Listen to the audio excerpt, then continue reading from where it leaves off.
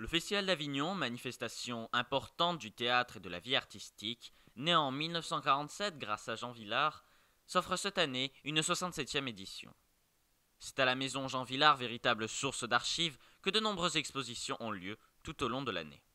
Eh bien, il a été mené par deux idées directrices, c'est-à-dire obéir au principe de création et conserver à ce festival son aspect et son idéologie populaire. Je veux dire qu'au moins en ce qui concerne le tarif du prix des places, nous sommes certainement le festival au monde le meilleur marché, bien que nous ne soyons pas un théâtre national.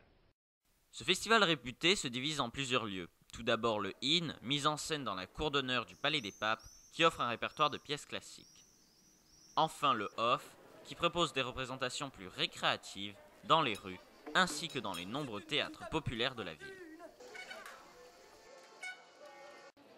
Anne-Marie Rolt et Olivier Stéphanie nous ont parlé de La Dernière. Alors La Dernière, je l'ai écrite avec Pascal Lissillour. C'est l'histoire d'une diva et de son pianiste qui au bout de 25 ans de carrière ne peuvent plus se supporter et qui vont donc régler une dernière fois pour toutes leur compte sur scène. Ils sont à la veille de leur dernier récital.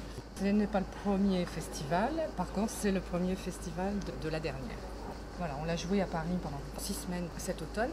On l'a repris au festival pour la montrer, pour toucher des programmateurs, etc. Parce qu'Avignon, le festival, est assez indispensable. En été, cette cité théâtrale est donc un lieu propice à la liberté artistique.